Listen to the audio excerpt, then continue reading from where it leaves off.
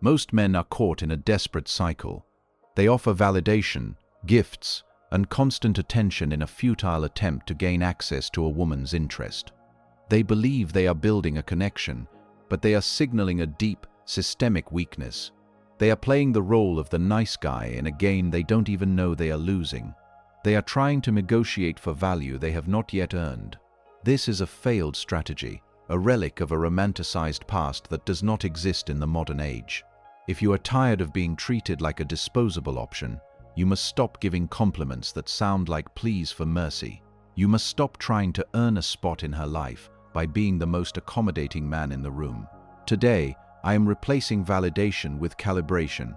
By the end of this video, you won't just be giving compliments. You will be deploying psychological anchors that force her to reevaluate her status relative to yours.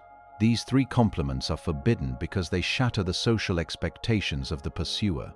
They don't make you liked in the superficial sense. They make you respected, and in the world of high-value dynamics, respect is the only currency that survives market volatility. We are moving beyond the superficial nice guy script and into the realm of the architect. You are defining the environment in which the interaction occurs. Why do most men panic the second a woman goes cold? It is a biological survival mechanism gone wrong. In the ancestral environment, the loss of a mate was a direct threat to genetic survival. Today, that instinct manifests as a digital obsession. Men view her distance as a loss of power, a sign that they are losing the mate. They become needy, they chase, and they collapse their own frame in an attempt to pull her back into their orbit. This is a system failure. You are telling her that your internal equilibrium is tied to her external behavior. When your mood depends on her responsiveness, you have handed her the keys to your reality. Compliment number 1. Value her indifference. When you tell her you value her indifference, you are flipping the script. You are taking her withdrawal, a tool she uses to create anxiety, and you are rebranding it as autonomy. You are telling her that you have observed her behavior and have determined that it is a sign of high-status independence. You are not annoyed by her silence. You are impressed by her capacity to be apart from you. This is the ultimate power flip. The average man, when she goes cold, thinks, "Did I say something wrong? I need to double-text her to remind her I exist." That is the sound of a collapsing frame. The architect, however, thinks, "She is testing the boundaries of my attention." He understands that her silence is not a rejection, it is a probe. Imagine she takes 6 hours to reply. The average man responds with a spike in cortisol. "Are you busy? Or guess you're too busy for me." This is a desperate plea for attention. You do nothing. You wait. You don't match her speed. When you finally respond, you don't acknowledge the delay as a negative. You don't perform. You wait until you can respond with cold, calm intent. You say, "I noticed you've been keeping to yourself lately. I actually value your indifference." It's rare to find a woman who isn't addicted to her own phone or the need for constant validation. It shows a level of character most people don't have. You have successfully rebranded her ignoring you as a sign of maturity. She can no longer use her distance to make you anxious, because you've already labeled it as a strength. If she is playing a game, you've neutralized the move before it even landed. You have effectively made it impossible for her to hurt you, because you have frame-shifted the entire interaction. You're no longer reacting, you're observing. Compliment number 2.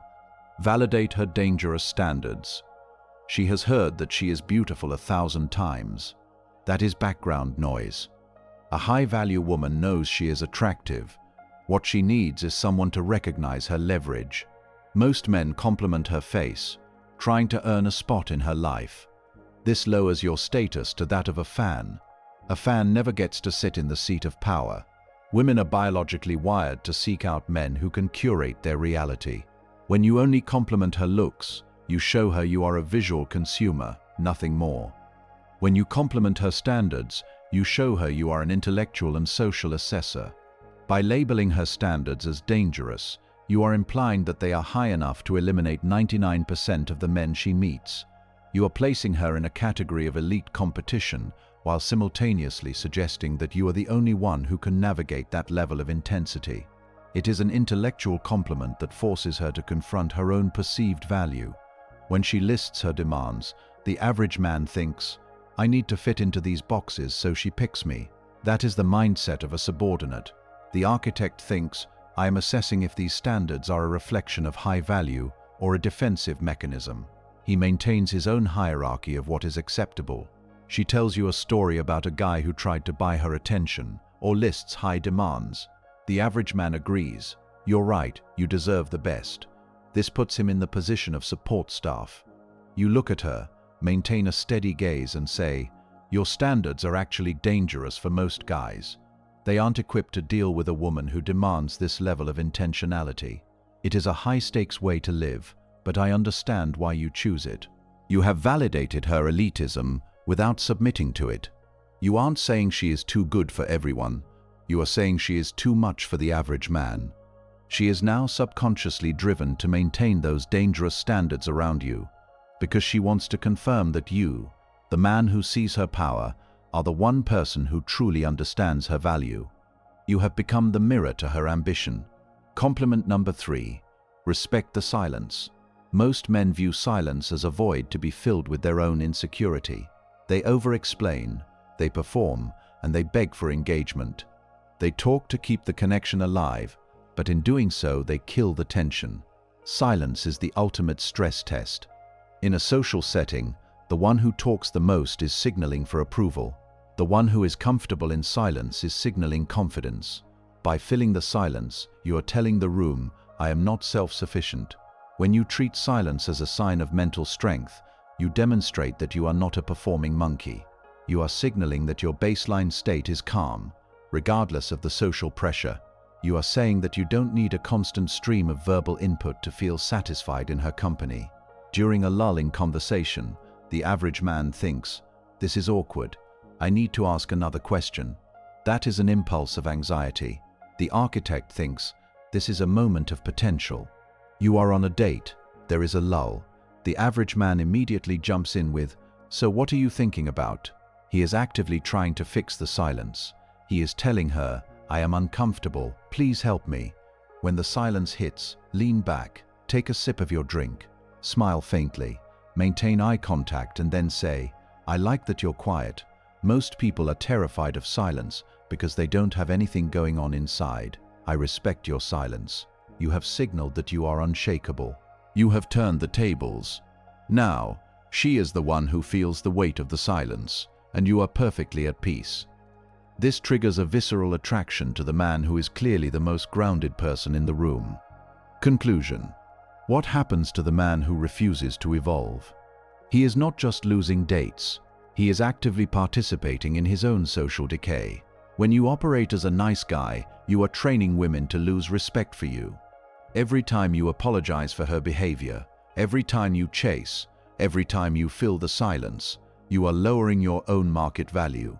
You must view every interaction as a training ground. If you are not actively calibrating, you are being calibrated. The world does not reward the passive. It does not reward the nice. It rewards the calculated, the intentional, and the sovereign. Understand that these aren't just lines to be memorized. They are tools to be integrated into your character. If you treat these like a script, she will smell the performative nature of it. You must be the man who is comfortable with indifference, the man who recognizes danger, and the man who respects the silence. If you play the nice guy script, you get nice guy results, boredom, ghosting, and being treated like a backup option.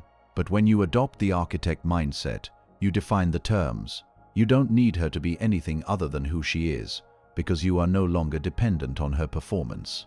The world of attraction is not about winning. It is about being a sovereign entity that interacts with other entities. When you are sovereign, you don't need to beg for entry into someone else's world. You build a world so compelling that others seek entry into yours. This is the ultimate Stoic shift. If you are ready to stop breaking your own back for people who will never thank you for your posture, join us. Subscribe to the channel, study the shadows of the mind, and build an unyielding life. Your presence is your power. Your silence is your strategy.